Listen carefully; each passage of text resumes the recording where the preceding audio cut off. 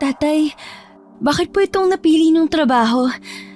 Ang magtinda ng tinuhog na sampagita. Samantalang malakas din naman po ang kinikita niyo bilang isang albularyong nagpapaanak ng mga buntis. Bakit naman sa dinami-dami ng itatanong mo tungkol pa sa trabaho kong naisip mong itanong? Nagtataka lang po talaga ako, tatay. Sadya po bang bisyo na ninyo ang mga bulaklak ng sampagita? Magmula po kasi nang magkaisip ako ito na pong ginagawa ko sa araw-araw. Ang magtuhog ng mga bulaklak. Bakit? 15 taong gulang ka na, hindi ba? Sa tingin mo anak, bakit ko ba ginagawa ito? Ang tatay naman akong nagtatanong. Parang kay nanay lang. Panay ang iwas niyo kapag nagtatanong na ako tungkol sa kanya. Bakit nga ba, tay? Ang bulaklak kasi ng sampagita maraming kahusayan pagdating sa pagiging albularyo ko. Kaya kasi nitong itaboy ang mga aswang gamit ang mabangong amoy nito. Tungkol naman sa nanay mo, wag mo na siyang hanapin pa. Wala na siya. Aswang? May aswang po sa lugar natin? Ang dami mo namang tanong, Leonora. Magtuhog na nga lang ng mga bulaklak dyan at ilako mo na sa mga babaeng buntis. Lalong-lalo na sa mga babaeng malapit na manganak. Minadali na lang ni Leonora ang pagtutuhog sa hawak niyang sampagita. Sapat naman ang kinikita nito sa pang-araw-araw nilang pangangailangang mag-ama. Sumama ka sa akin, Leonora. Pupunta tayo sa bahay ng ninang Milagring mo. Gabi na. Abutin yung kasama kita para mapalagay ang loob ko. Dadalhin ko po ba itong mga tinuhog kong sampagita? Para habang nasa bahay po tayo ni Ninang Milagring, hindi po ako maiinip maghintay. Sige na. Tumayo ka na dyan at hinihintay na tayo ni Paring Caleb. Madilim na ang paligid ng lumabas ang mag-ama para magtungo sa bahay ni Aling Milagring. Habang naglalakad ay biglang naisipan ni Leonora na magtanong sa ama. Tay, bakit po madalas kong nakikita dala po ninyo ang hawak niyong tirador na nayari sa sanga ng katawan ng sampagita? Ganon din po ang kwintas na inyong suot. Ano po bang nasa loob ng telang pula na nasa palawit ng inyong kwintas? Tsaka na lamang natin pag-usapan, Leonora. Para kasing kakaibang simoy ng hangin sa paligid Nagtataasan din ang mga balahibo ko sa katawan. Nagliliwanag ang aking kwintas sa mga oras na ito. Wala naman po akong nakikitang liwanag, tatay Maliban po sa aking mga naririnig na parang magagaan na yabag ng paa na sumusunod po sa atin. Kaya nga kung pwede huwag ka muna magtatanong. Hindi ko naririnig ng malinaw kung saan nanggagaling ang ingay. Ang simpleng yabag ay nauwi sa parang kaluskos na nagkukutkot.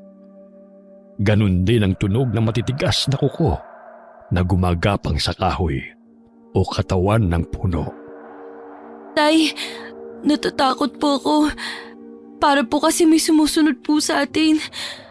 Saka, nagtatayuan na rin po ang mga balahibo ko sa katawan. Ang tahimik po kasi ng gabi.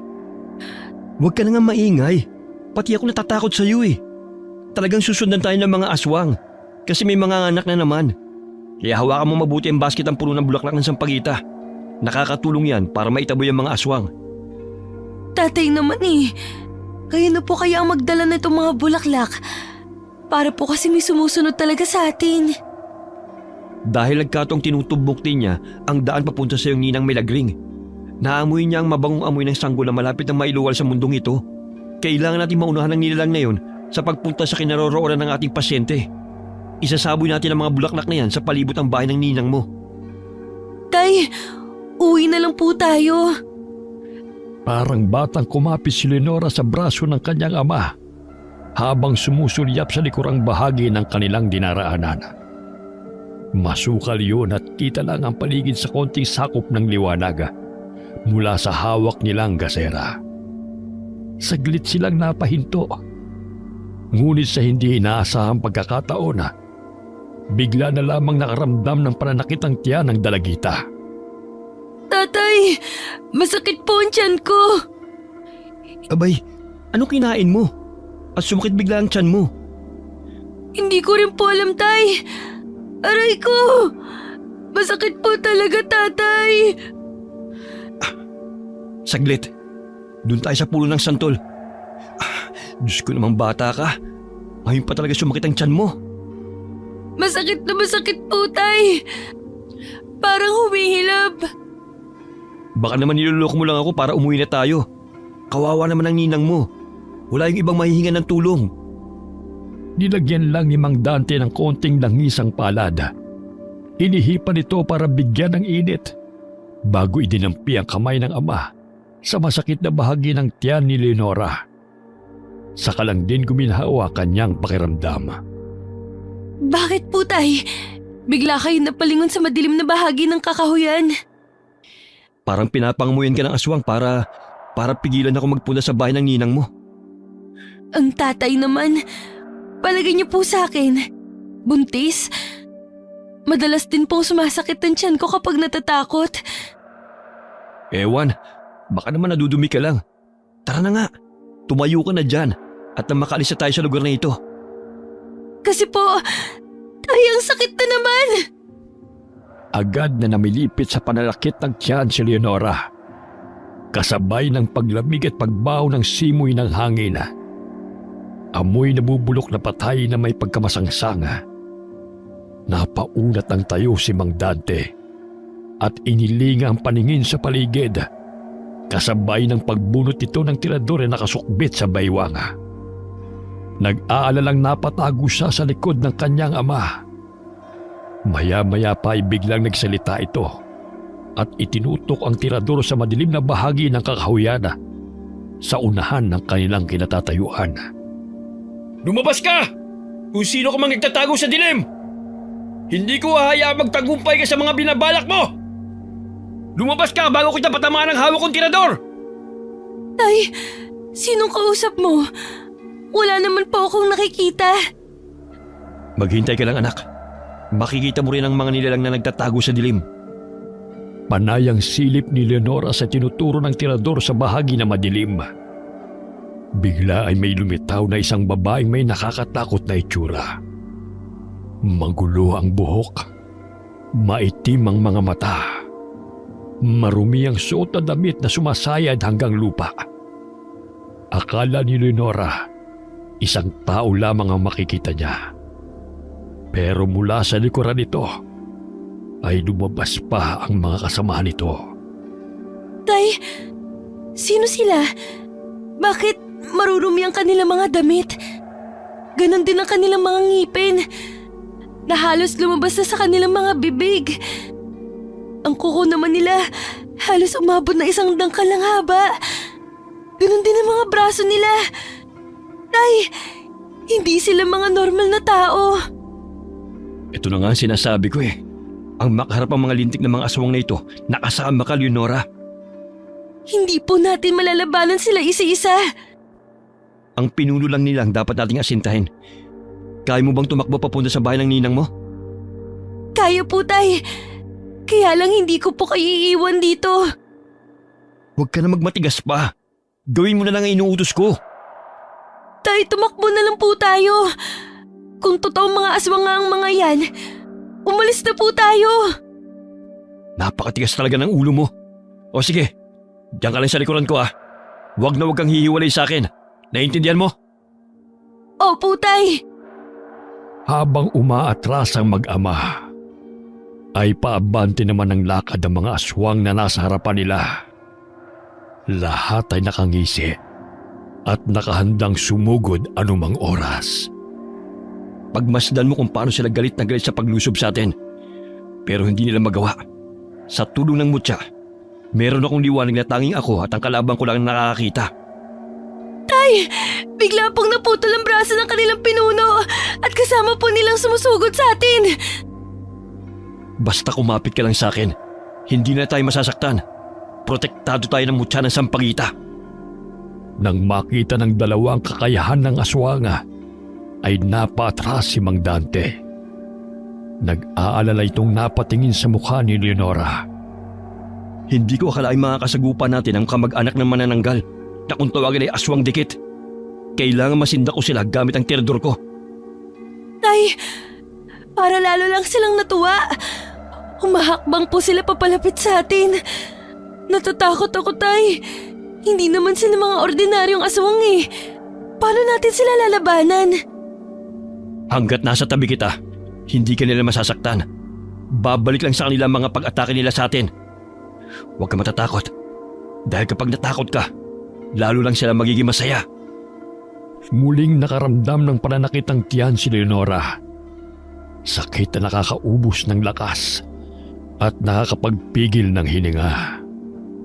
Kaya't napahiga na siya't bumagsak sa lupa habang namimilipit. Bigla na lamang nakarinig ng matitinis na pagtawa mula sa pinuno ng mga aswang si Leonora. Sa kabila ng pananakit ng kanyang tiyana, ay nadaragdagan naman ang kirot ito dahil sa pag-iingay ng pinuno ng aswang.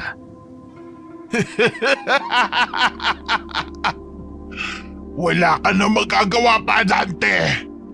Kunti ang isuko mo sa amin ng mutya ng sampagita. Sa akin yan, hindi sa'yo. Kung hindi mo isusuko ang mutya, lalo ko lamang paparusahan ang anak mo. Tay, bakit kilala ka niya? Aray, ang sakit po talaga, Tay. Tiisin mo muna. Ginagamitan ka lang niya ng hipnotismo. Kaya tumayo ka, lumaban ka. Matagal na kami nag-aaway dahil sa mutya ng sampagitan na nasa akin. Kaya ipakita mo sa kanya hindi kanya kayang maapektuhan. Kahit sobrang sakit ang tiyana, ay nagawang tumayo ni Leonora.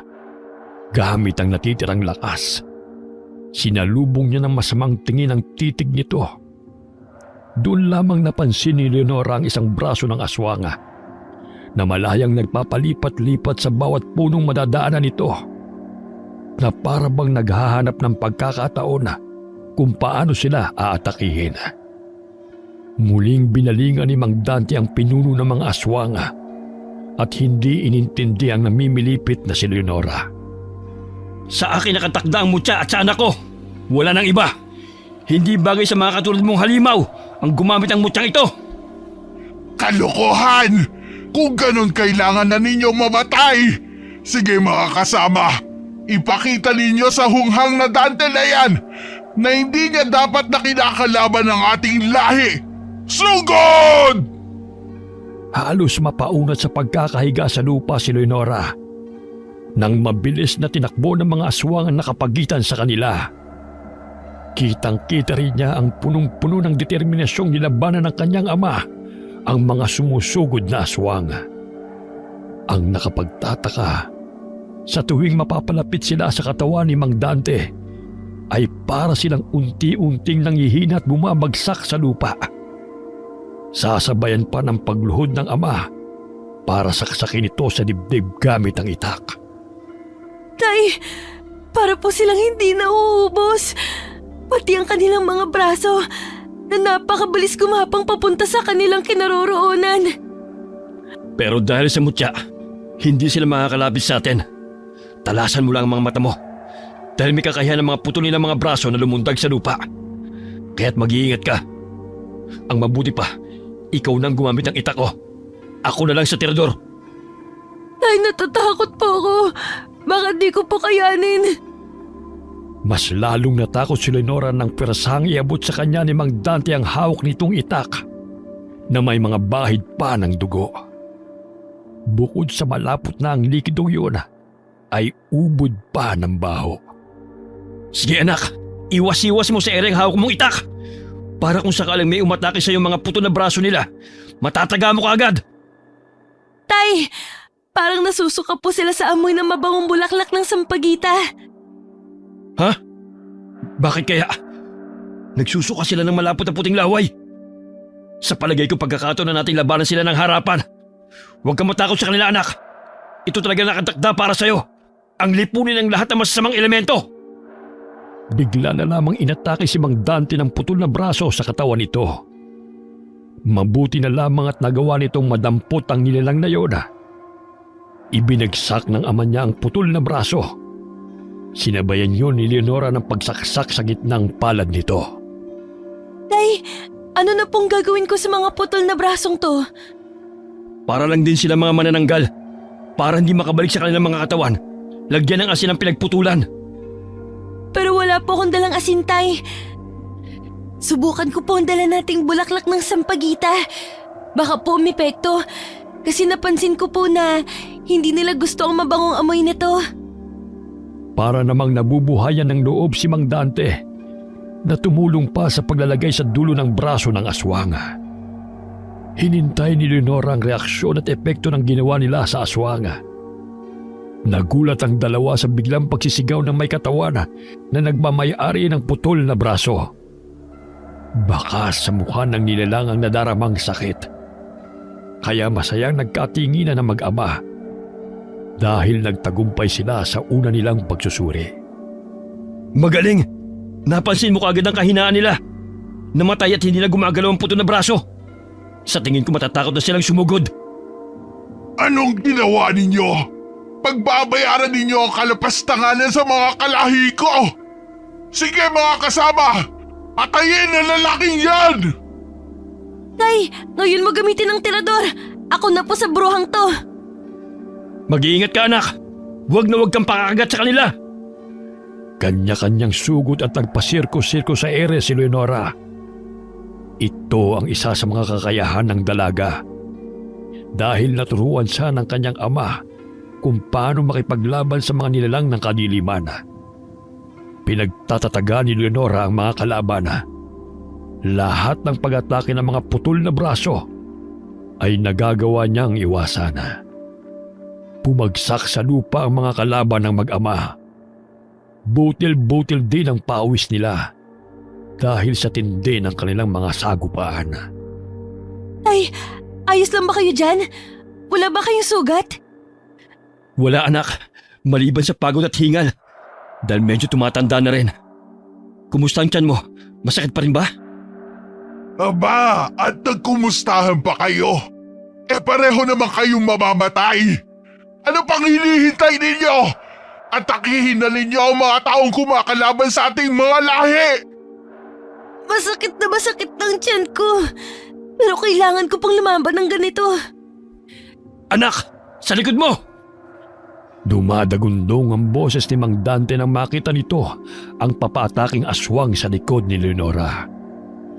Naging maagap naman sa pagkilos ang dalaga at nasalo ng itak ang tumalong braso para sana atakihin siya.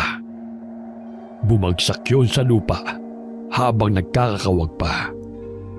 Tinarak niya ang itak sa palad nito at hindi pa siya nasiyahan. Inikot-ikot pa niya ang itak na nakatusok rito.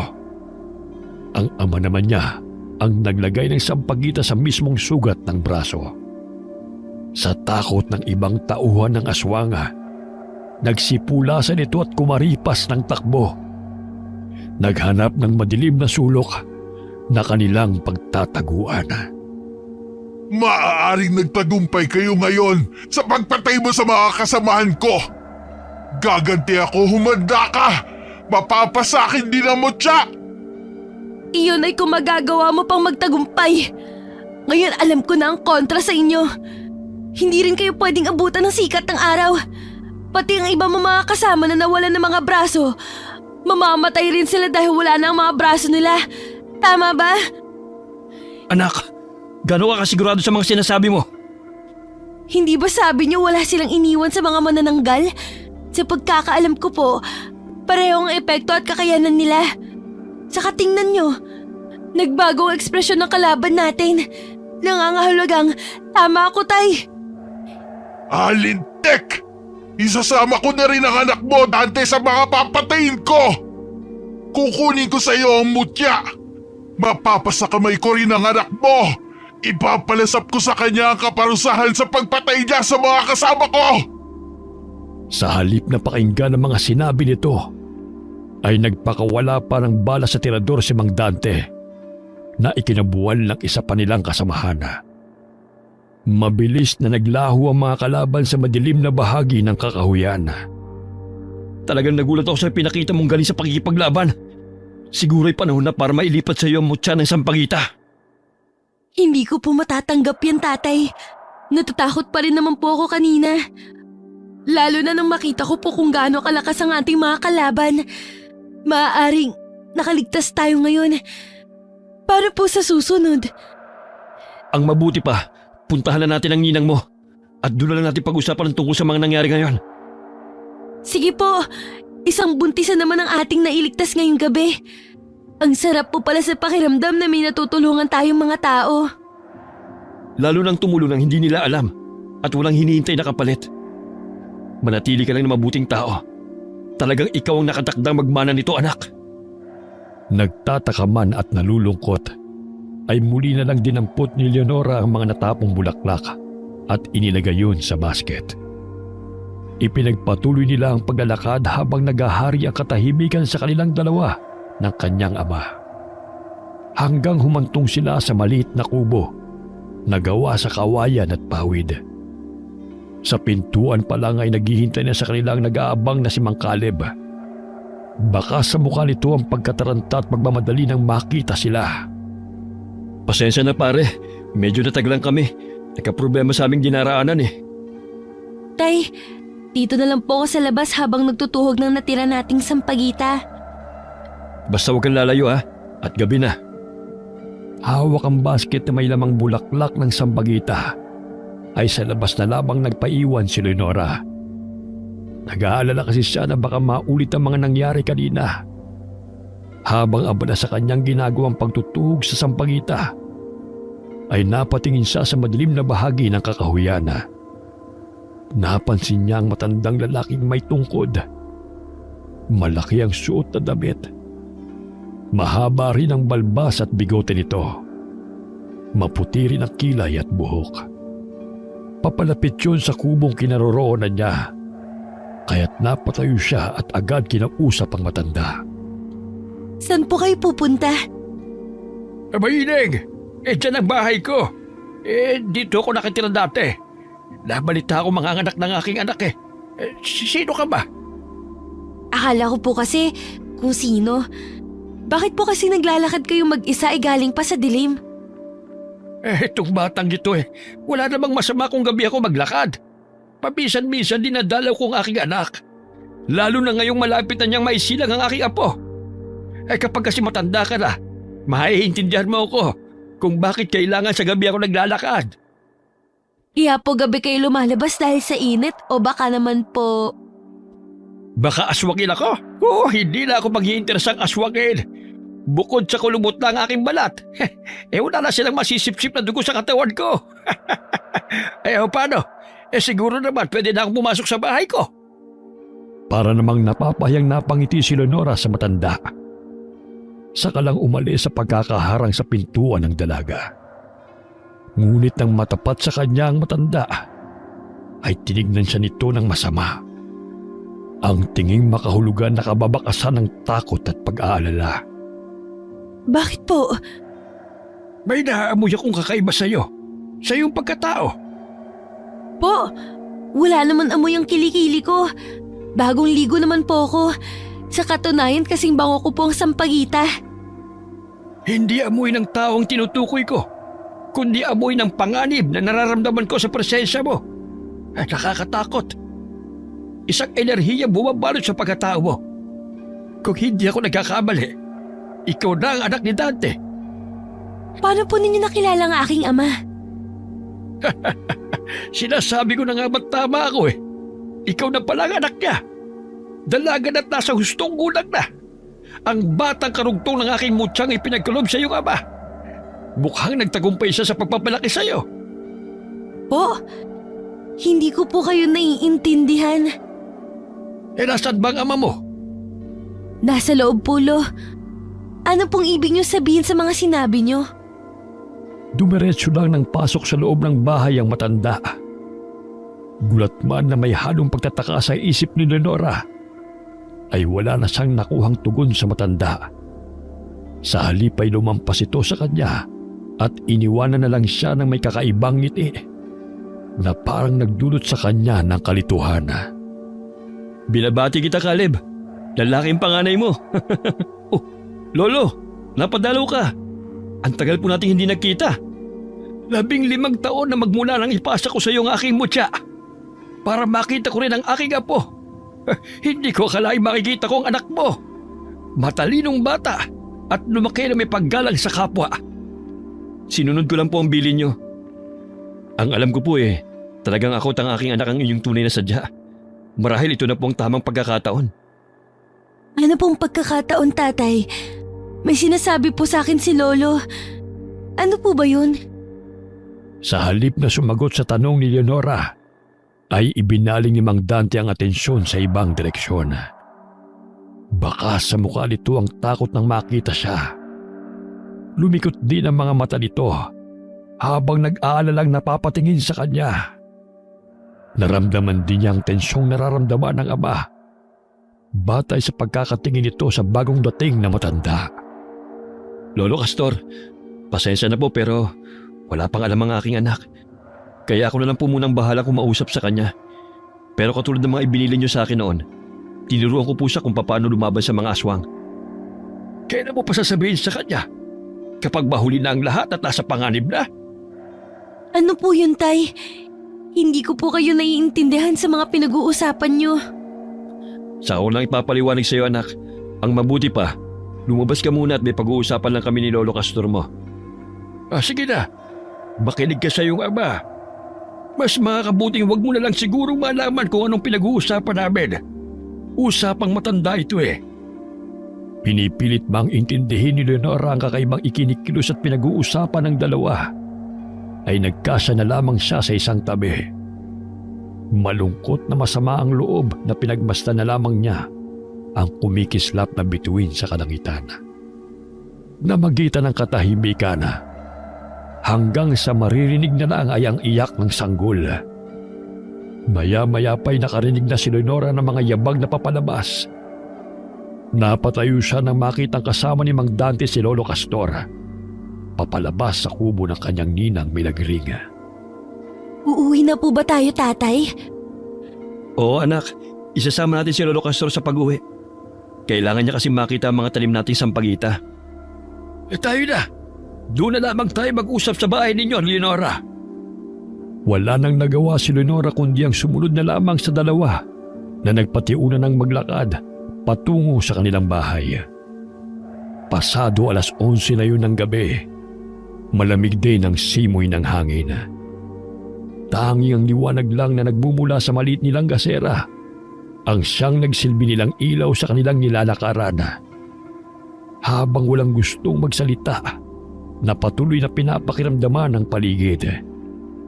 Pagdating nila sa kanilang bahay, ay agad na nilapitan ng dalawa ang nag-iisang halaman ng sampagitang nakatayo sa gilid ng pinto. Kung titignan ay punong-puno ng mga nakabukadkad na bulaklak at kumpul-kumpul na buko nito. Kahit anong mangyari, ay huwag na huwag ninyong hahayaang mamatay ang puno ng sampagita dahil ito lamang ang nagbibigay kontrol para maiwasang maamoy ng mga aswang ang mga buntis sa baryong ito. Paano naman po nangyari yun, Lolo? Tsaka marami pong mga bulaklak ang halaman. Indikasyong malusog po ito na sagana lang sa pataba. Ibang ibig sabihin anak ng ipinahatid ng maraming bulaklak na yung nakikita. Maraming bulaklak, maraming kalaban na nagsisimula ng mabuo para bawiin ang mutya na nasa akin. Ay, mabuti pa'y pumasok muna tayo sa loob bago tayo mag-usap. Bago pumasok ay gumuhit muna ng binugang matanda sa labas ng kanilang kubo. Nagtataka ba na ay hindi na lang nagtanong si Leonora. Pagpasok nila sa loob ay isinara ni Mang Dante ang pinto. Saka naupo paharap sa lamesa.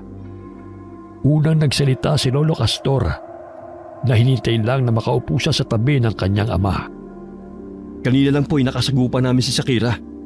Nakapagtataka ang kakaibang lakas na ipinakita nila sa amin. Hanggang ngayon ay hindi ko pa rin alam kung ano may tatawag sa mga aswang na aming nakalaban kanina. Anong lakas ba ang tinutukoy mo? Ang aswang na yung nakalaban ay nabibilang sa pangkat ng mga manananggal, kagaya ng madalas mong itawag sa kanila. Pero sa baryong ito, madalas ang tawag sa nila ay aswang dikit dahil sa napuputo nilang braso para atakihin ang kanilang mga biktima, lalong-lalo na ang mga sanggol. Paano po sila nabuo, Lolo? Hindi po ba't kung titignan para naman silang ordinaryong mga tao? Bakit mga sanggol ang kanilang kinakain? May mga paniniwala kasi na si Shakira ay minsan na rin nawala ng anak. Ang gusto nito ay wala ng batang iiyak sa lugar na ito.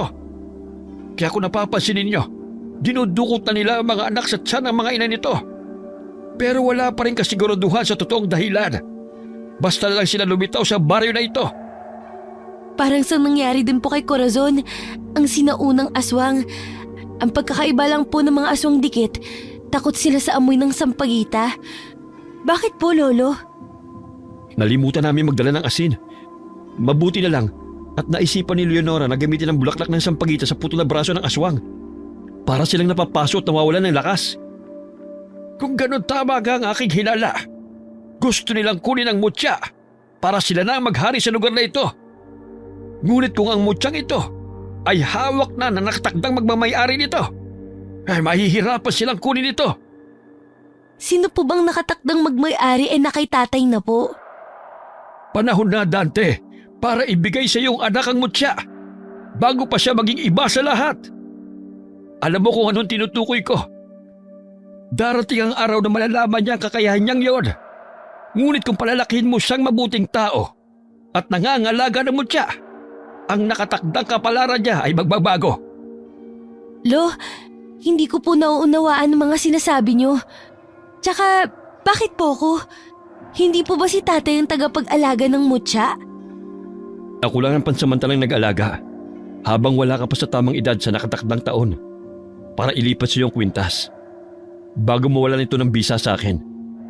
Hindi ito pwedeng angkinin ng kahit na sino, lalo na ng mga aswang na nakalaban natin. Hindi titigil ang mga aswang na makuha ang mutya. Kaya kailangan tanggapin mo na ito. At ngayon ang tamang oras. Bago pa tuluyang magparami ang mga aswang at wala nagbatang maririnig na umiyak sa baryong ito. Kaya po ba desperado na silang kunin ng mutya dahil ito lamang ang makakapagpigil sa kanila? Oo, ang pinakadelikado sa lahat ay ang pinuno nilang si Shakira. Mas malawak na ang saklaw ng kanilang kakayahan at kapangyarihan sa tulong ng lumalakas silang hukbo laban sa mga tao. Kung nakasagupan niyo sila, ito'y sinubok na kayo kung hanggang saan niyo mapapalabas ang kapangyarihan ng mutya. Kapag hindi mo kagad na ilipat ang mutya sa pangangalaga ng tunay na may-ari, makakaranas siya ng matinding pananakit ng tiyan hanggang sa mamatay si Leonora. Kapag nangyari yun, mawawala ng saysay ang mutya. Kaya po pala nananakit ang aking tiyan dahil hindi pa naililipat sa akin ng mutya. Pero bakit po ako? At anong connection ko? Matagal bago nakasagot si Lolo Castor sa tanong ni Leonora. Kitang-kita rin niya ang makahulugang tinginan ni na Lolo Castor at Mang Dante. Alam ko sa una lang mahirap tanggapin ang bisa ng mutya. Subalit may tungkulin kang dapat tubarin kapag nagpumilit ka at umayaw ka sa magpili sa iyo ng mutya. Habang buhay kang parurusahan sa pananakit ng iyong tiyan. Naku, ayoko po tay. Lolo, natatakot ako humarap sa mga aswang. Mas matakot ka sa maaari nilang gawin sa baryong ito. Habang naririto ako, isuot mo na ang kwintas bago pa mawala ang bisa ng bilog na hugis sa labas ng kubong ito. Sa ganitong paraan, hindi malalaman ng mga aswang na naisalin mo na ang mutya kay Leonora. Ayoko po talaga, Lolo. Wala ka nang magagawa, anak, kundi ang ilipat ang nakatakdang kapangyarihan ng mutya sa iyo. Sa ayaw at sa gusto mo. Dahil kung hindi mo gagawin yon, unti-unti tayong papatay ng aswang na pilit umaagaw sa mutya. Magkakaroon ka rin ng pambihirang lakas, talas ng pandinig, panlasa sa mga pagkain at higit sa lahat, iba yung lupit sa pagkipaglaban, gamit ang itak na pag-aari ng aking lolo noon. Panandali ang tumigil sa pagsasalita si Lolo Castor habang napapatingin sa dingding na parabang lumalampas ang tingin nito at nakikita ang mga nangyayari sa labas. Napatayo naman si Leonora habang nagtatakang napapatingin sa kanyang ama. Nang tumayo si Lolo Castor, ay muling namilipit sa sakit ng tiyan si Leonora. Sa sobrang sakit ay nabuwal siya sa kinatatayuan at bumagsak sa lupa. Walang kasing sakit na parang pinupulit ang kanyang balat sa tiyan. Kaya naman, natataranta namang hinubad ni Mang Dante ang suot nitong kwintas, saka ipinasuot sa leeg niya. Bagay na hindi na nga siya nakatanggi. Parang nagdahilan ng sakit at nawala ang kirot. Pumalit ay pakiramdam ng paggapang ng malamig na hangin sa kanyang buong katawan, diretso sa batok. Uminit ang kwintas at nakita niya kung paano ito lumiwanag. May mga kalaban sa labas. Hinihintay na rin nila ang paglabas natin sa loob ng bahay na ito. Kumuha rin kayo na maaari nating magamit para lumabas sa kanila. Mas mabisa pa rin ang asin at bawang laban sa aswang. Ngayong nasa iyo na ang mutya, magiging maayos lang iyong pakiramdam. Tumayo ka na dyan at harapin mo ang mga aswang. Sindakin mo sila gamit ang iyong mutya. Gumaan din po ang aking pakiramdam na parang nawala ang mga pananakit ng aking tiyan. Ngunit nakakaramdam pa rin ako ng takot, Lolo. Paano kung magtagumpay sila at mabawi ang mutya? Bakas din sa mukha ni Mang Dante ang pag-aalala para sa anak. Mahigpit at punong-puno ng determinasyong nahawakan ni Leonora ang puluhan ng itak ng mahigpit. Pagkatapos ay lumabas na ang matanda sa kubo. Kasunod si Mang Dante. Mukhang nagtatago lamang sila sa dilim. Ihanda ninyo ang inyong mga sarili. Alam kong alam na ni Leonora kung gaano karami ang kalaban ngayon. Naamoy ko po ang mabahong singaw ng hangin mula sa kakahuyan.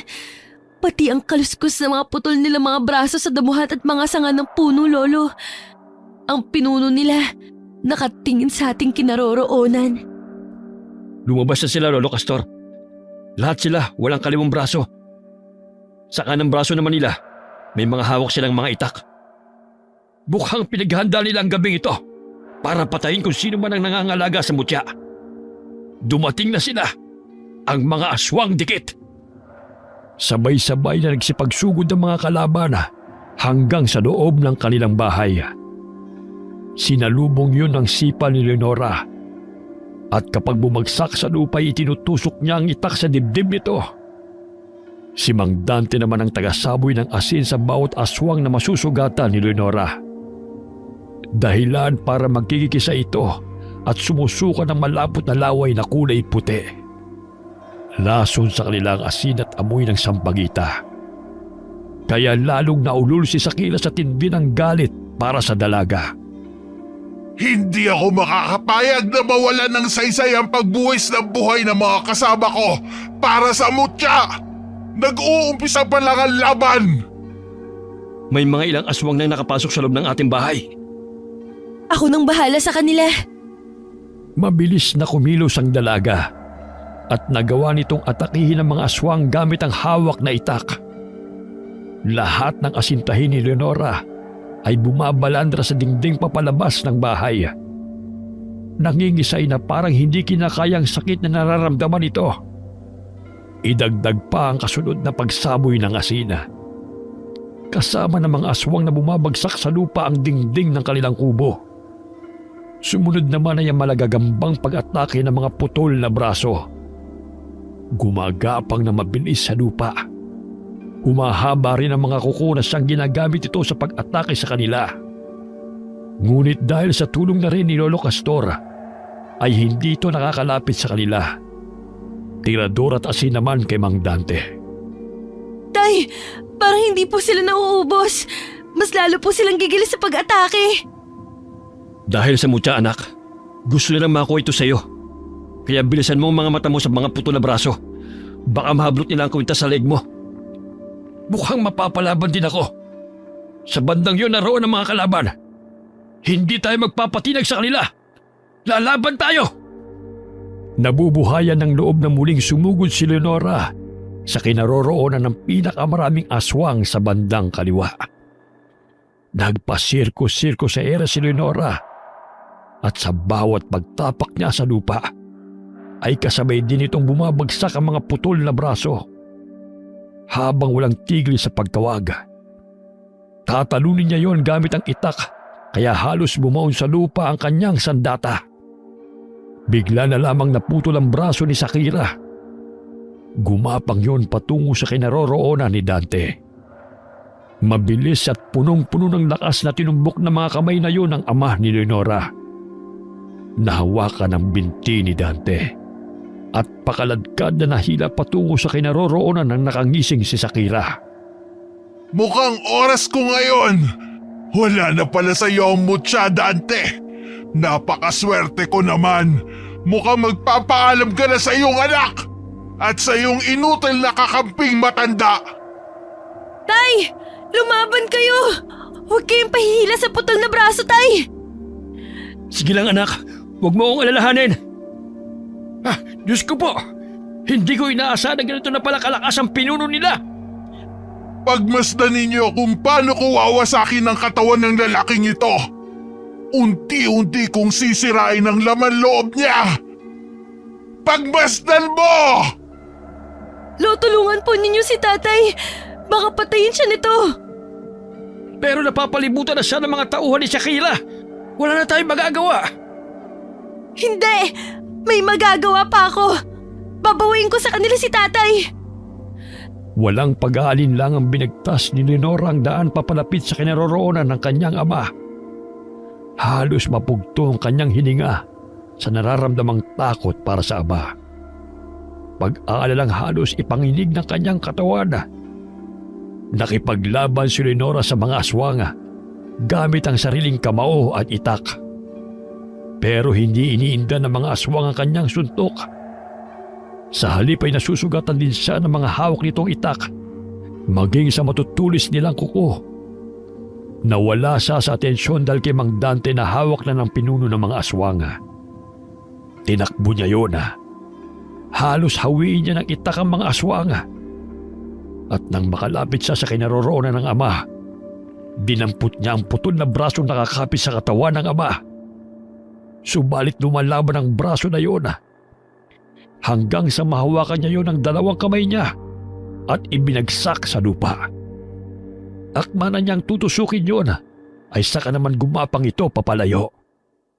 Doon lang para itong napapasong bumalik sa braso ni Shakira. Kusa itong nagdikit. Halos maluha-luha niyang itinayo ang ama na dumudugo ang binti at braso gawa ng tusok ng kuko. Tay, ayos lang po ba kayo? Oo anak, malayo ito sa bituka. Marami ka ring sugat sa katawan. Ngayong alam kong nasa batang yan ang mutya. Madali ko na palang mapapatay si Dante. Yun ay kung magtatagumpay ka. Huwag kayo masyadong lumapit sa kanya. Mapanganib. Hindi natin alam kung ano pang natatago nilang kakayahan. Pero huli na ang babalang yun ni Lolo Castor para mapigilan ang pagtalo ng putol na braso ni Shakira patungo sa mukha ni Mang Dante. Nakadakot yun sa bibig nito habang nakapasok ang mga daliri. Nagpaikot-ikot si Mang Dante habang pilit na tinatanggal ang braso sa bibig nito. Kitang-kita ni Lenora mula sa kanyang harapan kung paanong pumasok ang braso sa bunganga ng kanyang ama. Halos mapugto ang hininga nito habang nanlalaki ang mga mata ng ama sa pinipigil ang sakit na nararamdaman ito. Gusto niyang pumikit ng mga oras na yon at ituri na isang masamang panaginip lang ang kanyang nakita. Pero nagkamali siya. Lumabas pa nga ang mga daliri nito sa dibdib ng ama. Isinunod ang tiyana at unti-unting winasak ang katawan ng ama. Nabuwal ito sa kinatatayuan at bumagsak sa lupa habang pasigok-sigok. Lumabas din ang maraming dugo sa ilong, bibig at tenga nito habang nakadilat ang mga mata. Dante! Tatay! Tay, sumagot ka, Tay! Gumising ka mo! Kaya mo ba yan, Tatay? Tay! Butasin mo ng tiyan ng iyong ama. Gamitin mo ang iyong itak. Tapusin mo na ang paghihirap niya. Saka mo dukutin ang putol na braso sa loob ng katawan niya. Pero ang Tatay, hindi ko po kaya, Lolo. Bilisan mo! Papalapit ang ibang mga aswang! Pero dahil sa nararamdamang matinding galit sa mga nangyari, ubod lakas niyang sinaksak at hiniwa ang katawan ng ama. Mula sa loob ay dinukot niya ang putol na brasong walang tigil sa paghalungkat sa loob ng katawan ng ama. Nang mahawakan niya ito, ay napupuot na nilabas niya yon sa katawan ni Mang Dante. Parang nawawala sa sariling ubod lakas niya yung kinagat. Nang paulit-ulit, madiina at walang pag-aalinlangang nilapa ni Lenora ang putol na braso. dala ng bugso ng damdamin sa pagkamatay ng kanyang ama. Nagulat si Lolo Castor sa matinding galit na ipinakita ng dalaga. Hindi nito akalaing magagawa yon ng dalaga. Nakita ng ibang mga aswang ang ginawa niya. Ngunit sa kamalasan ay nabitiwan niya ang braso ni Shakira. Halos magsisigaw sa sakit ang pinuno ng mga aswang sa ginawang yon ni Leonora. "Huwag! Tama na! Masyado ka nang kinakain ng galit mo! Para ka na ring halimaw kagaya nila!" Inatay nilang ama ko. Mga hayop sila! Gagawin ko rin sa kanilang ginawa nila sa aking ama. "Huwag, Leonora! Baka mahawa ka ng pagiging aswang nila!" Wala na akong pakialam. Tuturugin kong lahat ng mga aswang na yan. Magbabayad sila! Lumuluhang napatayo si Leonora at pinag-uundayan ng saksak ang mga aswang na humaharang sa dinaraanan nito patungo kay Shakira. Sa halip na matakot, ay nagawa pa nitong tumawa ng malakas. Parang nangaasar dahil nagtagumpay itong mapatay si Mang Dante. Dala ng matinding galit ay pumula ang mga mata ni Leonora. Nakita yun ni Shakira at Lolo Castor. Sa sobrang pagkabigla at takot na hindi inaasahang makikita sa dalaga, kumaripas ng takbo ang mga aswang. Ganon din ang nanlalaking mga mata ni Shakira. At napatras ito na parang biglang nakakita ng mabangis na hayop. Hindi kinaya ng katawan ng dalaga ang pagdadalamhati nito sa nangyari sa ama. Kaya nawalan ito ng malay. Hanggang sa naiwang nakatayo ay ang matandang si Lolo Castor. Nang magising si Leonora, ay nakita niya si Lolo Castor na nagdidikdik ng mga dahon ng sampagita na siyang itinatapal sa kanyang tiyan, noo at mga braso. Nagtatakang napabangon siya at naupo sa kanyang higaang katre. Ngunit nang malala ang mga nangyari kagabi, ay muling nakaramdam ng bigat sa loob ang dalaga. "Mabuti na't gising ka na." Ang tatay po, nasaan siya? Gusto ko po siyang makita. "Nasa kanyang silid. Hinintay kitang magising bago ko ilibing ang iyong ama. Kahit bumaba pa tayo sa bayan, ay walang maniniwalang aswang ang may gawa niyan sa kanya. Lalo na kung putol na braso pa." Ano pong nangyari sa akin, Lolo? Patay na ba talaga ang aking ama? Ikinalulungkot ko, Leonora. Pero talagang wala na si Dante.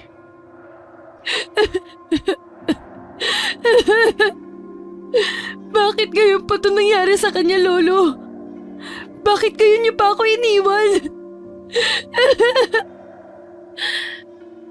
Nagulat din ako sa bilis ng mga pangyayari. Ang lahat ng mga nangyari kagabi ay yun ang unang beses na silayan ko ang galit ng isang may-ari ng mutya.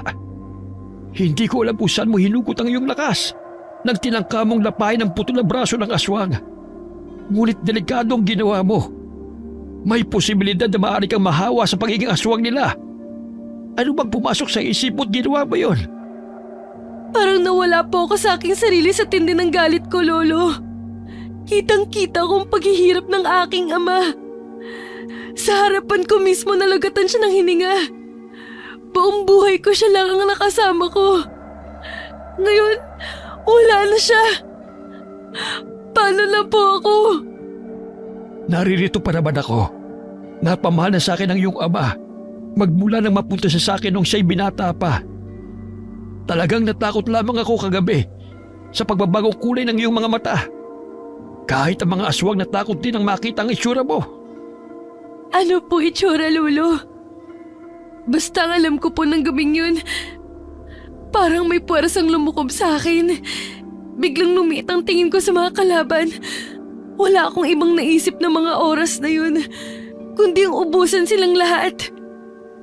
Nasuot din po ito ni tatay, pero hindi naman po ganito ang epekto sa kanya. Dahil ikaw talaga ang pinili ng mutya.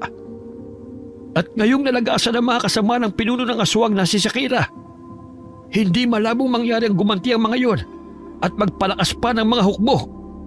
O di kayo pumatay ng mas maraming buntis. Ano na pong gagawin natin, Lolo? Kailangan na nating umalis dito. Hindi na tayo ligtas sa lugar na ito. Halika, silipin mo na ang iyong ama. Magpaalam ka na sa kanya. Iiwan po ba natin si tatay dito? Oo. Dito niya gustong humimlay sa sandaling bawian na siya ng buhay. Naisip ko pa lang po na iiwan siya dito. Hindi ko na po maiwasan ng hindi malungkot. Ang simpleng hikbi ay nauwi sa paghagulgol ng iyak. Maya-maya pa ay naisipan niyang bumaba sa katre at pinuntahan sa kabilang silid ng kanyang namatay na ama. Sa pinto pa lamang ay muling pumatak na ang kanyang mga luha sa mata. Pagkakita sa kanyang ama na natatakluban ng puting kumot, niyakap niyang nakahigang ama. Mahigpit na mahigpit. Sa buong buhay niya, ito na ang palagi niyang kasama. At ngayon nakahiga na ito sa katre.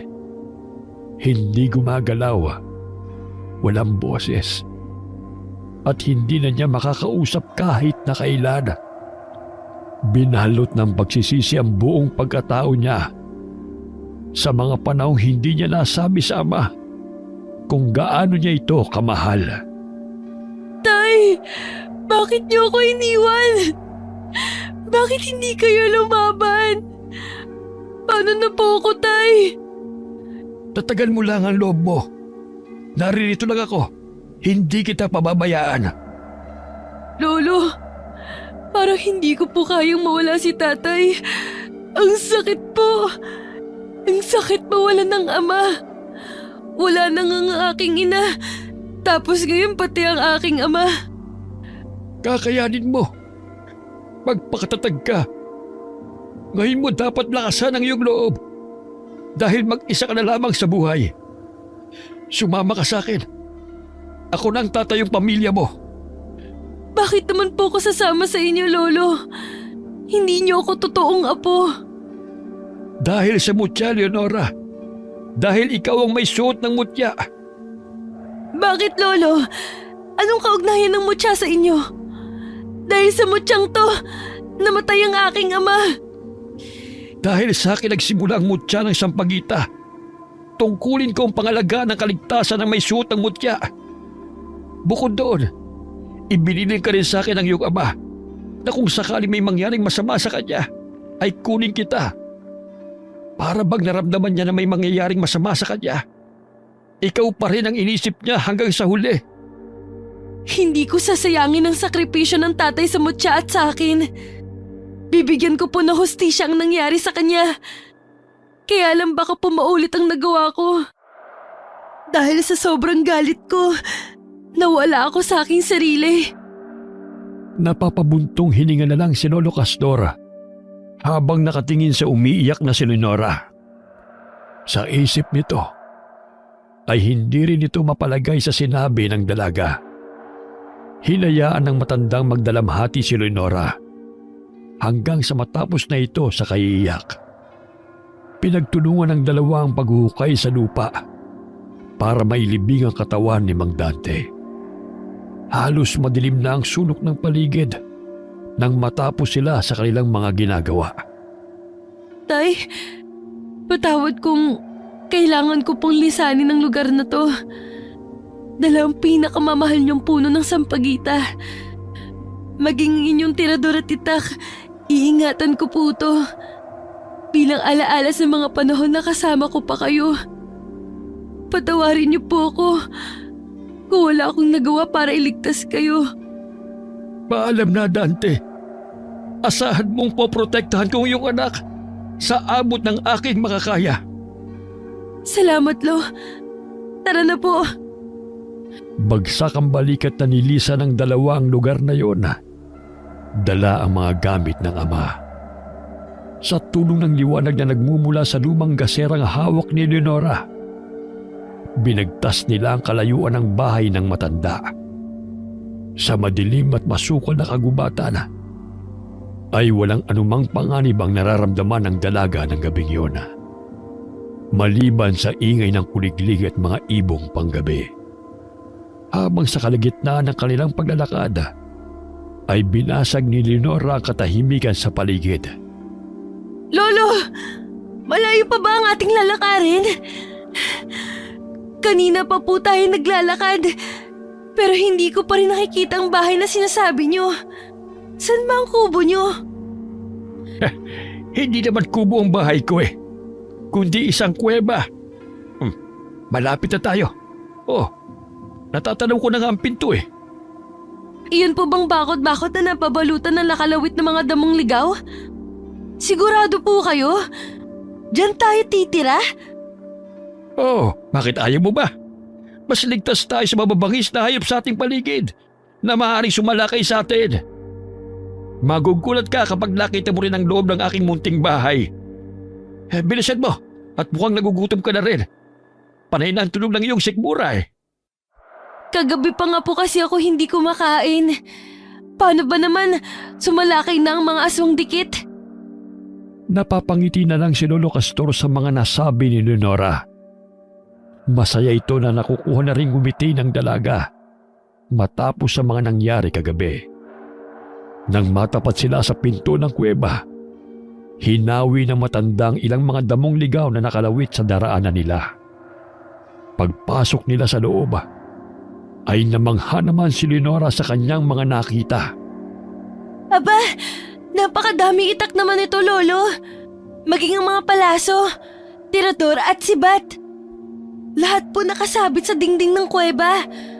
Mukhang luma na po ngunit mapapakinabangan pa. Batsaga kong inalagaan ang mga sandatang pagmamayari ng unang tagapag-alaga ng mutya. Yun ay ang aking ama. Sa ngayon, ikaw na ang gagamit ng mga sandatang yan. Pero bago yon, magpahinga ka na muna. Malayo rin ang ating nilakad. Alam kong napagod ka sa pag-ahon sa bundok. Para naman pong pupunta ako ng gera nito, Lolo.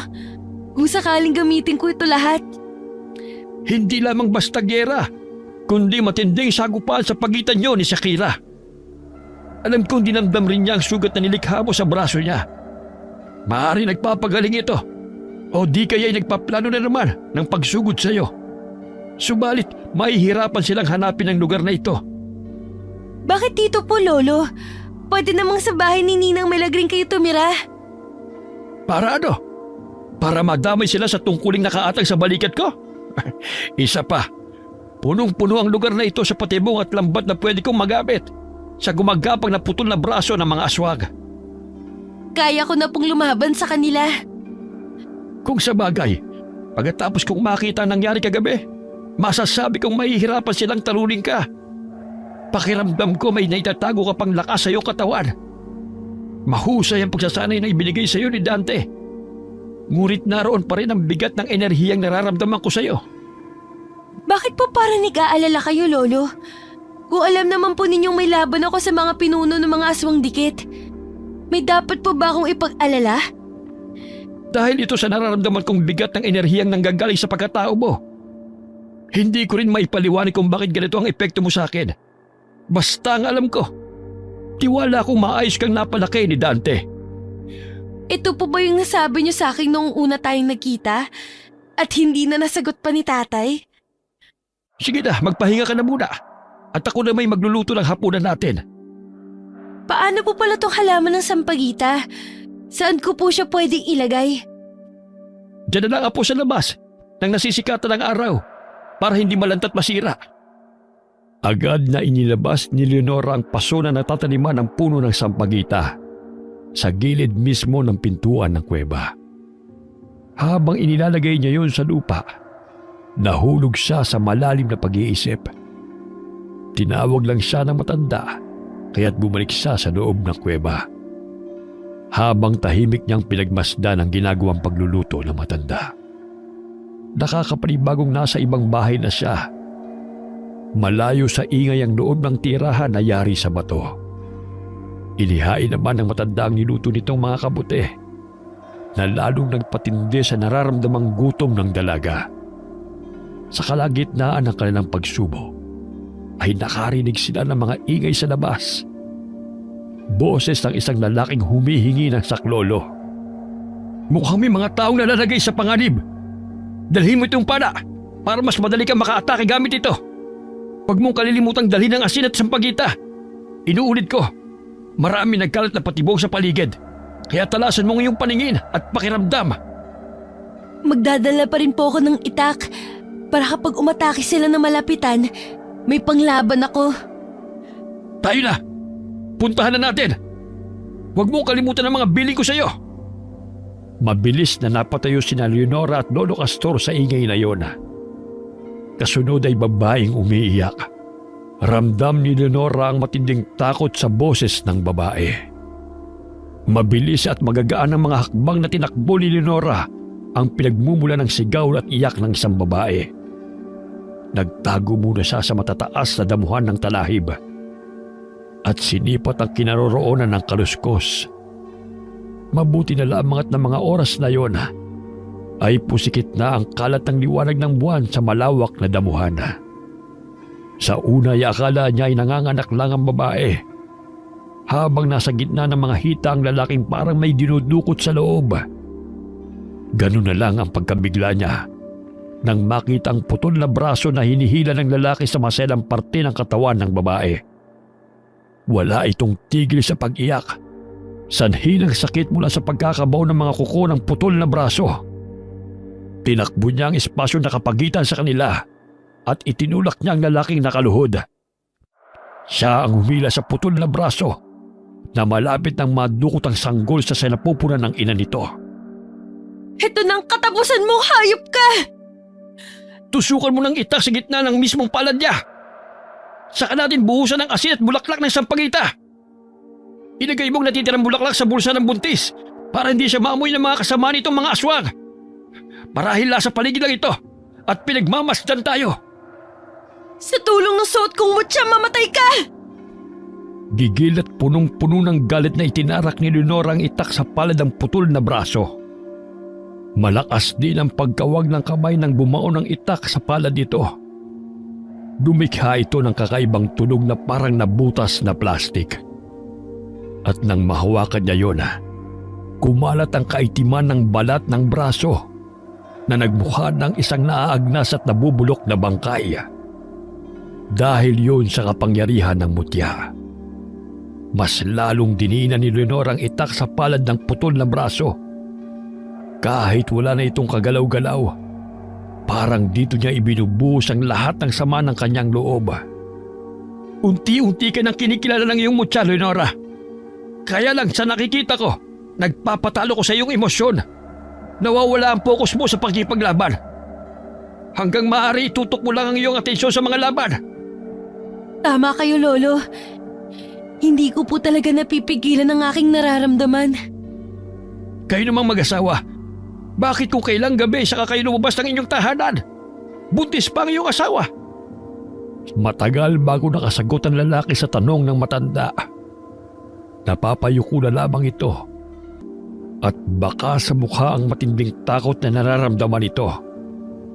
Kaya na makabawi ng lakas si Leonora, ay napatayo na lamang siya mula sa pagkakaluhod sa lupa. Hindi po yata nila alam na delikado para sa kanila ang gumala pa sa gabi, lalo na kung buntis. Iyan ang mahirap sa tao. Hindi marunong mag-ingat para sa kanilang buhay. Pagkatapos, maghahanap ng taong pagtatambakan ng sisi. Hirap silang maniwala. Gayong nakita na nila, sila na ang magpapatunay na totoong mga aswang dikit. Hindi dapat binabaliw na ang mga aswang. Ang mabuti pa, sa bahay ko na lang kayo magpalipas ng gabi para magamot na rin ang sugat ng iyong asawa.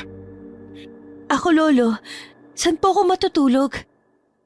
Tumabi ka sa buntes. Ang batang ito talaga, isang gabi lang eh. Akala ko po mag-aampon kayo.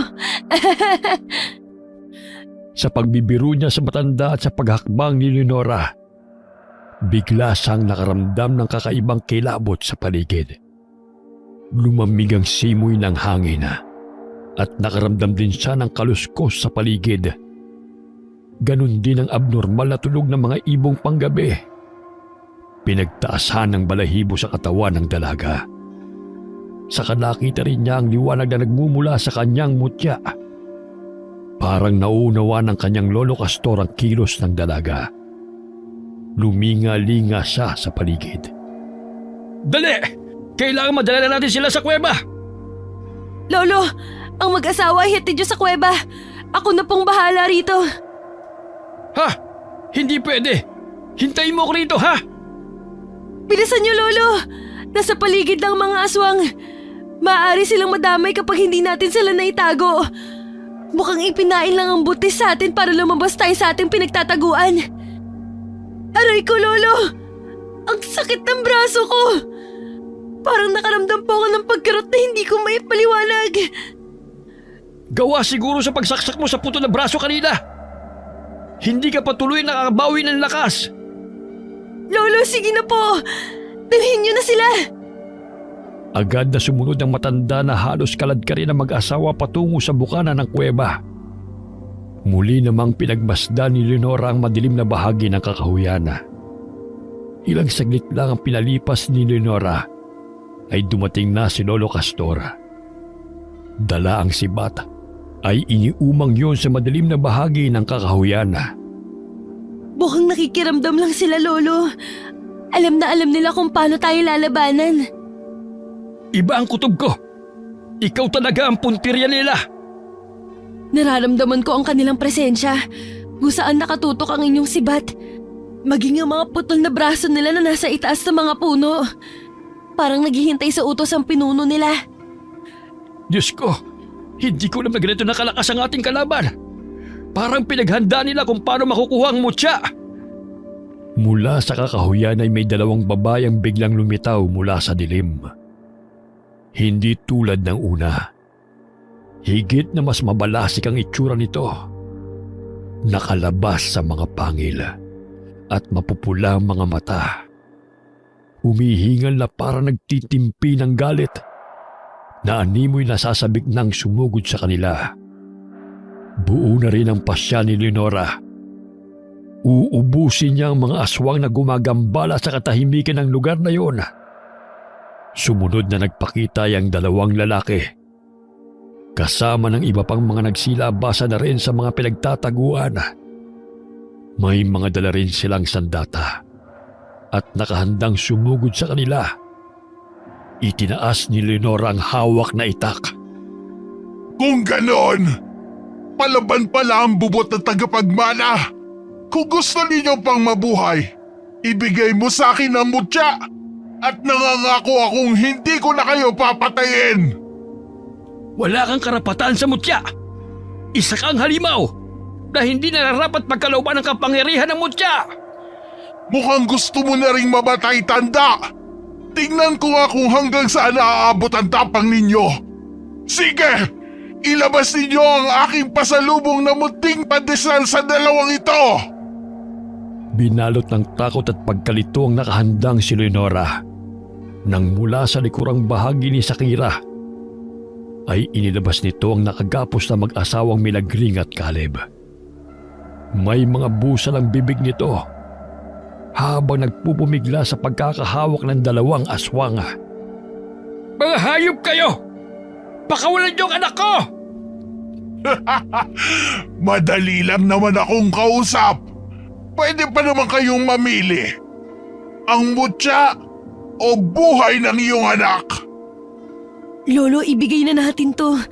Nanganganib ang buhay ni Ninang at Ninong. Maging ang inyong apo ay hawak nila. Hindi! Sa palagay mo ba, tutupad sila sa usapan? Papatayin niya rin tayo. Wala na tayong magagawa kundi ang lumaban. Mas mahalaga po ba sa inyong mutya kesa sa buhay ng inyong anak at apo? Mas lalong binalot ng pag-aalala ang puso ni Leonora nang mapansin niya ang pangingilid ng luha sa mga mata ng matanda. Hindi rin ito alam kung anong uunahin sa dalawa, lalo na't walang kasiguraduhan ng mga pangako ng isang halimaw. Lalaban tayo! Maiintindihan ng aking anak kung bakit ito gagawin! Lolo, tumango po si Ninang. Ang ibig sabihin, payag siya sa magiging desisyon ko. Sa kabila ng ipinakitang tapang ng matanda para lumaban, buo ng desisyon ni Leonora na iligtas ang anak ni Lolo Castor. Humanda ang dalawa sa pag-atake sa mga aswang. Bago pa man makasugod ang mga kalaban, ay bumubulagta na ito sa damuhan. dahil nasasalo na ito ng itak ni Leonora. Patungo siya sa kinaroroonan ng mag-asawa. Kitang-kita niyang lumalaban din ang kanyang ninong Caleb para sa buhay ng pamilya nito. Kita mo na! Huwag ninyong mamalitin ang lakas ng bagong tagapag-alaga ng mutya! Ang akala ba ninyo ay basta na lamang ninyo ako masisindak? Nagkakamali kayo! May hawak akong alas! Wala kang magagawa sa lakas ng aming kakampi! Sige, Leonora! Ubusin mo ang lahi nila! Nangibabaw ang mga sigaw at palahaw ng iyak ng mga aswanga habang pinagtatataga ni Leonora ang mga kalaban. Nagawa niyang mailigtas ang mag-asawa at nakuha ang mga anak nito. Nangibabaw ang iyak ng sanggol na nagpagalit ng mabuti kay Shakira. Sinalubong nito ng itak ang dalaga, ngunit nagawa rin niyang maiwasan ito. Siya namang nagbigay dahilan para masugatan ito sa binti. Lalo itong naulul sa galit at pinakawalan ng dalawang braso nito. Gumapang sa lupa ang kaliwa at ang kanan naman ay sa mga puno. Palundag-lundag na pilit hinihiklas ang suot niyang kwintas. Kasabay ng pag-atake ng kamay sa katawan ni Leonora. Bumaon ang kuko sa katawan niya hanggang bumagsak siya sa lupa. Aray ko! Ang tiyan ko, Lolo, sumasakit na naman! Masakit na masakit! Kita mo na! Wala pa lang binatbat ang bagong nagmamay-ari ng mutya! Ilang sugat pa lang dumadaing na! Ngayong hawak ko ng mutya, ano pa ang magiging silbi ninyo sa akin? Lumaban ka, Apo! Tiisin mo ang sakit! Bawiin mo ang mutya sa kanya! Ikaw naman, Milagrig! Paiyakin mo ang anak mo para manghila sila at hindi makalapit kay Leonora! Hindi ko kaya, Lolo! Pasakit po ng pasakit, Lo! Aray! Namimilipit man sa sakit, ay pilit na gumapang si Leonora sa damuhan. May epekto rin sa kanyang tenga ang iyak ng sanggol. Ngayong hindi na niya suot ang mutya, para na siyang nauupos na kandila. Ganyan nga! Gumapang ka sa lupa! Huwag ka munang magsaya! Hindi pa tapos ang laban! Bumangon ka, Leonora! Lumaban ka! Narinig ng dalaga ang mga yabag ng paa ni Shakira na papalapit sa kanya. Wala itong tigil sa kasisipa sa kanyang sikmura hanggang kapusin siya ng paghinga. Ngunit nagulat ang lahat nang sa pagtihaya ni Leonora ay biglang humiwalay ang kanyang mga braso sa kanyang katawan. Nakabuka ang bibig at nanlalaki ang kanyang mga mata habang pinagmamasdan ang sarili niyang mga braso na kinukuha ang mutya sa kamay ni Shakira. Katulad ka namin? Paano nangyaring? Lolo! Ngayon lumalakas na ang boss ng iyak ng aking apo. Maaalala ni Shakira kung sino ka ba talaga sa buhay niya. Isuot mo ang mutya dahil iba ka sa kanila. Kahit nalilito'y nakita pa ni Leonora ang pagdikit ng kanyang naputol na braso sa katawan niya. Yun ang dahilan kung bakit nananakit ang kanyang tiyan kapag hindi niya suot ang mutya. Totoo mong ina si Shakira. Siya mismo nang iwan sa iyo. Dahil alam nitong mawawala siya sa kanyang sarili kapag nakasama ka niya. Pero ngayon, hindi na siya ang iyong ina. Ang gusto na lamang niya ay ang mutya. Bakit ngayon yun ang sinabi? Dahil hindi mo na siya magagawang labanan. Papatayin ka niya. Lalo na ngayong alam na niyang ikaw ang anak niya. Wala silang emosyong magmahal. Sinamantala ng kalaban ng kahinaang yun ni Leonora. Kitang-kita ng dalaga kung paanong humiwalay sa katawan ni Shakira ang dalawang braso nito sa balikat. Gumapang yun papalapit sa kanya. Tama si Lolo Castor dahil nagsimula na itong umatake sa kanila. Nahawakan siya noon sa binti. Kaya naramdaman niya ang masakit na pagbaon ng kuko nito sa kanyang balat. Bumulwak ang dugo kung kaya kinuha niya yun at pilit inaalis ang kamay sa binti niya. Si Lolo Castor naman ay abala sa pakikipaglaban din sa mga kamay na putol na pinagtutulungan siyang kalabanin. Lolo, umalis na kayo! Tumakas na kayo pakiusap! Isang pagkakamali ang kalabanin ako! Ah! Lumaban ka! Hindi na siya ang iyong ina! Niyakap na niya ang kasamaan! Bigla ring lumuwag ang pagkakakapit ng putol na braso ni Shakira sa binti ni Leonora. Dahil suot niya ang mutya, hindi rin natanggal ang kanyang braso. Sa halip ng hina ang katawan ni Shakira, nang lumapat sa kanyang katawan ang putol na braso nito.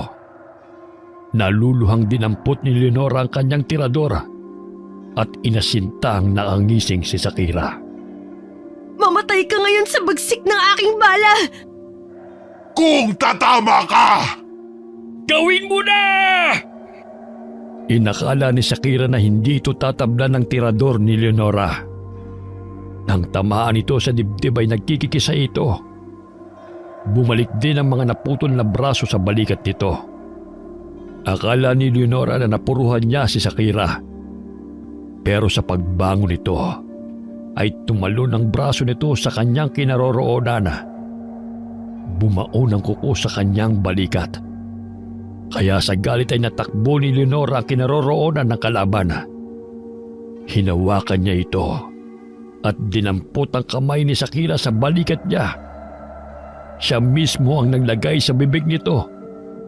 At dahil suot niya ang mutya, nang hina si Shakira at hindi kagad nakalaban.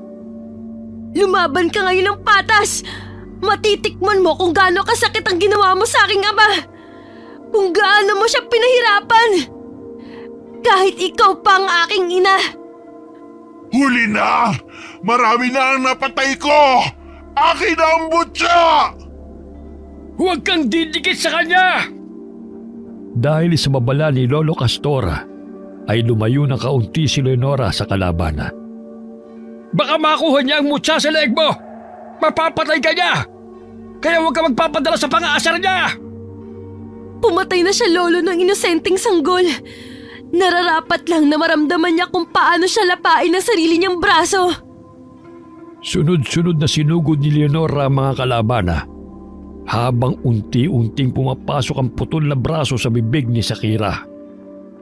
Bawat tamaan naman ng itak ng dalaga ay bumabagsak sa damuhan at namamatay. Nagkikikisa iyon at may bumubulang likido na lumalabas sa mga bibig nito. Ganon din ang asin at mga bulaklak ng sampagitang isinaboy ng matanda sa mga aswang. Tadtad din ang sugat ang katawan ng dalaga nang bumagsak sa lupa. Hindi niyo ako mapapatay! Huli na para dyan! Sa mga oras na to, nasa loob na ng katawan mo ang sarili mong mga braso. Para silang malambot na bagay na kaya magkasya sa loob ng bibig ng tao. At sa loob sa kanila hahalong kayo ng lamang loob mo. Hindi! Hindi pa ako talo sa labang ito! Naglabasan ng dugo sa bibig at ilong nito. Habang ang mga braso nito ay nasa loob pa rin ng tiyan nito. Kasabay ng bukang liwayway, nasunog ang katawan nito at ng iba pang mga kasamahan nito. Napuno ng sigawan ng boses na nasasaktan.